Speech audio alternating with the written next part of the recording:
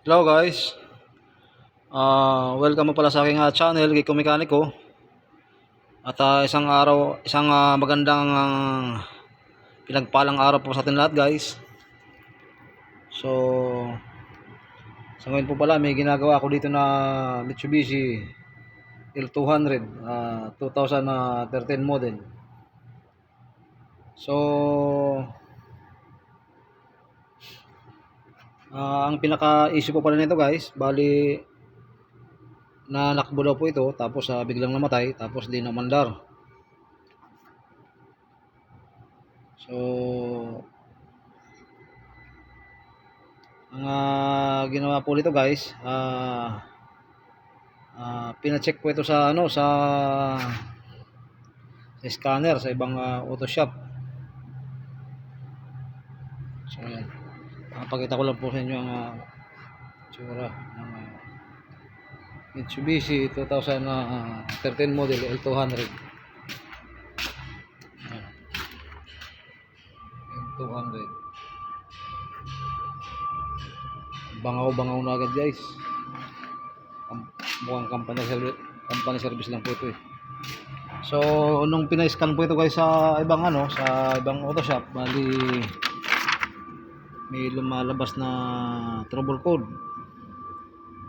So P033 crank angle sensor at P0335 crank angle sensor at P0325 detonation sensor. So meaning guys, may problema sa crankshaft sensor. So ngayon dinala po dito sa akin guys, at pinatingnan nga po sa akin kung anong pinaka problema nito. So kung makikita po natin sa ngayon guys, bukas na po itong harapan ng makina. Tinanggal ko na po yung mga timing components. So nung binuksan ko po ito guys, nakita ko po dito bakit nagkaroon ng problema yung crankshaft sensor. So nung kinalas ko po ito guys, yan, kung mapansin po natin, ganyan po ang niyan. May maalog yung plate. So ang pinaka trabaho po niyan guys ng plate na yan, kailangan steady lang yan. So kailangan di po gumagalaw yan. Yan, ganyan dapat nakalapat pong ganyan yan guys, dapat nakalapat na ganyan yan. Kasi pagka gumalaw yan guys, pagka may clearance yan, pag gumalaw na ganyan yan, mag-wave yan. At pag nag-wave po yan, tatamaan po yung crankshaft sensor. At sigurado may sira. So gayon nga po nangyari guys dun sa sensor, nasira dahil nag-wave yung pinaka-plate ng crankshaft sensor. So ito po guys yung crankshaft sensor niyan guys. Yan. Kung papansin po natin may guys, yan.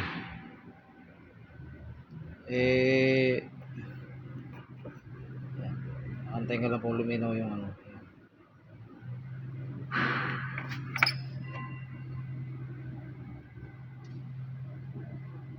Yan. Kung mapansin po natin guys, parang may uka doon sa pisngi sa bandang loob. Na uka. Kasi inabot ng yan guys, inabot ng plate. Kasi yung plate na yan guys, tumatakbo dito sa pagitan dito. So yun nga po guys, yan kung mapansin po natin yan.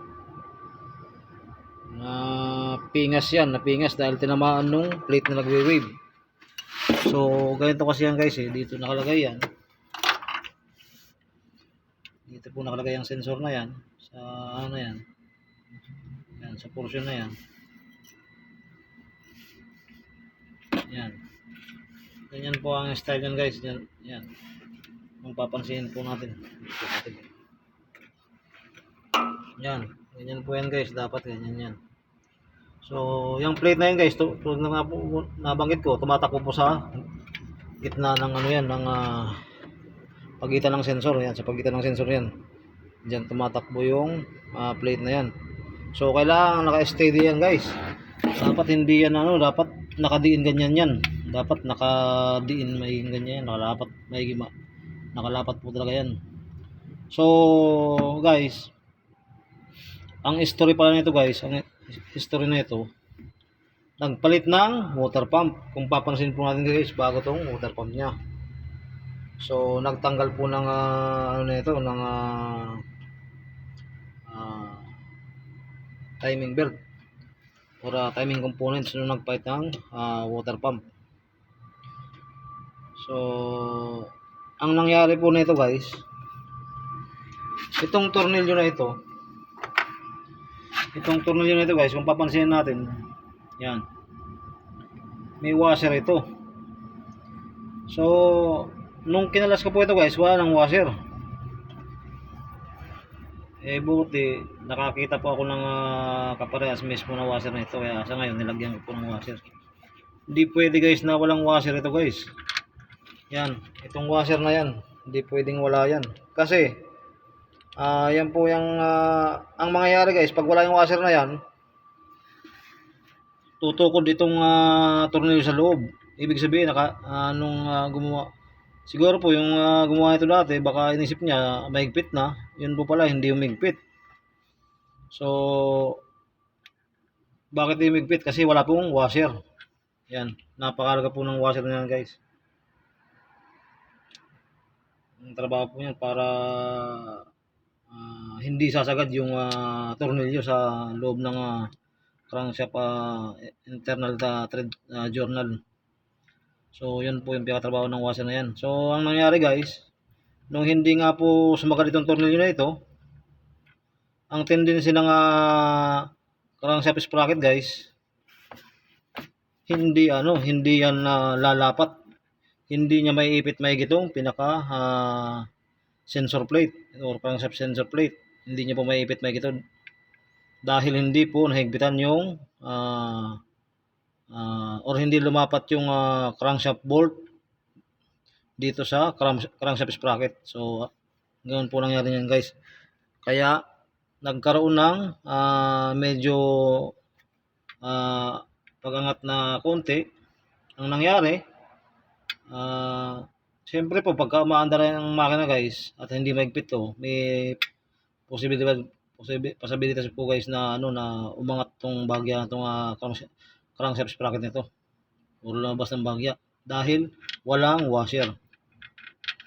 So ang nangyari po nito, nag-wave itong plate at tinamaan yung crankshaft sensor, dahilan para pagkasira. So normally guys, hindi po basta-basta na isira ang crankshaft sensor nito. Pero na lang tamaan talaga nitong plate na ito.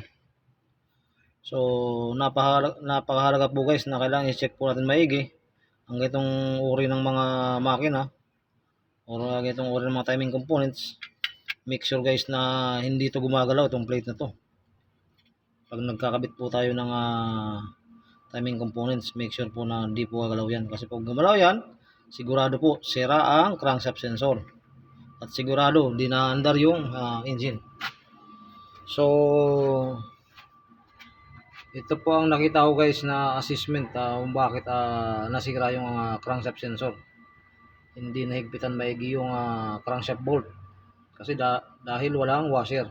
So naghanap na lang po ako ng washer niyan guys. Tugma rin dito at sigurado pong kaparas na pares ito. So kakabit ko po yan guys pag pinabili ko na yung pag kakabit ko na yung mga bagong timing components. Yan, Mitsubishi 2013 model. So ang makina po nito guys, parehas lang po ng makina ng adventure ng mga gasoline engine. So dyan po sa Pilipinas guys, karamihan po dyan ang L200, karamihan po dyan diesel engine. Meron din pong gas engine pero bihira lang po. So yan,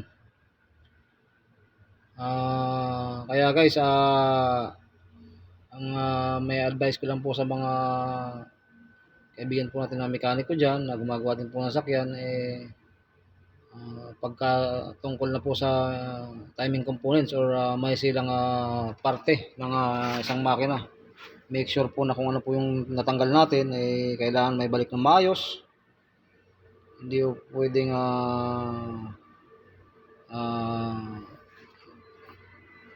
makulangan ng pyesa or hindi may kabit ng maayos. Sigurado po magkakaroon ng problema yung engine. So yan, so magpabili po ako nito guys ng bagong pyesa, crankshaft sensor. Yan. At pati na rin po guys yung timing belt, papalitan ko na rin po yan. Yan. Pag may budget po ang may-ari guys, is okay po talaga. Pag bukas ng timing components, palit na po ito lahat. Timing belt, itong guide ng mga idler guide ng timing belt. So itong tensioner. So SOP po yan guys, palit na po talaga. Yun po yung i-recommend natin guys na pag may nagpagawa po sa atin, kailangan isahan na po yan. Pati po yung front crankshaft oil seal guys, palitin na po yun. Kasama na po sa standard operating procedure yan para isang gawaan lang po. Kasi syempre po medyo pabor din po sa may-ari yan para kahit after 5 years ulit hindi magkakaroon ng problema yung sasakyan. So yun po yung pinaka-purpose guys bakit kailangan isahan na lang po yung pagpalit niyan. Pero pagka wala pong budget, kung ano po yung pinaka-problema, yun na lang po muna yung papalitan. At i-inspect lang po maayos yung mga bearing kung okay pa, yung timing belt kung okay pa. Pero pagka hindi na po maayos yung timing belt, kailangan po papalitan lang po yan guys. So kasama na rin po dyan guys sa papalitan yung yung front crankshaft oil seal. So yan, yung front crankshaft oil seal guys, papalitan rin po yan.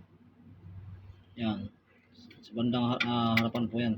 Tapos itong balancer belt, kung mapansin po natin kayo, balancer belt, papalitan na rin po yan. Papalitan ko na rin po yan. Pati po yung pinaka-bearing niya, papalitan ko na rin po yan guys. Pati po guys yung yung mga balancer oil seal. Yan. Mapapansin po yan guys, yan. May oil seal din po yan sa likod. Balancer oil seal. At oil pump oil seal. May mga oil seal po yan guys sa sa mga shaft niyan. So kasama po sa SOP guys, kailangan fight na po talaga yan pag nagbaklas ng timing components. So yun po kasi guys yung pinakatamang trabaho Pero pagka halimbawa wala pa namang tagas talaga, medyo nagtitipid-tipid din po ng konti yung pinaka-kliyente natin, pwede na rin po muna pagtsagaan yung kung ano muna yung pinaka-importanting pyesa ang unahing palitan. So importante po guys, kailangan may tinatawag po tayong routine na check-up din sa ating mga sakyan. Kahit hindi po tayo mekaniko, kahit ordinaryong driver lang po tayo, importante po guys, sisilip-silipin din po natin yung ibabaw ng makina, lalo ng makina, para once guys na may mga tagas-tagas na ng tubig or langis, may pa-check up po agad sa mga gumagawa ng sakyan. So kasi guys, halimbawa marami ng laman ng langis or tumatagas na rin ng mga langis dito dahil sira ng mga oil seal. Once na hindi po pinalitan guys, bali ang mangyayari niyan, may sira yung yung mga belt or yung timing belt, yung balancer belt. Pag nalangisan yan, mamamaga dahil sa langis. So ang mangyayari guys, pagka namagayan sa or nababad sa langis yan, sigurado malaki yung chance na masira yan or maputol habang nakbo. So napakahalaga po guys ng mga timing belt type na engine na kailangan 100% wala pong moisture ng tubig or langis dyan sa pinakamalapit na area ng timing components or timing belt. So yan po guys yung medyo may bibigay ko lang po sa inyo na konting kaalaman. So yan. Sa ngayon guys, mag-update na lang po ito sa inyo ng panibagong videos or latest update tungkol dito sa ginagawa ko na Mitsubishi L200 2013 model. So manual po siya guys.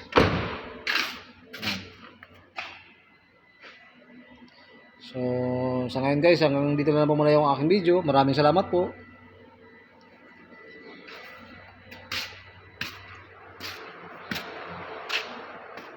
God bless.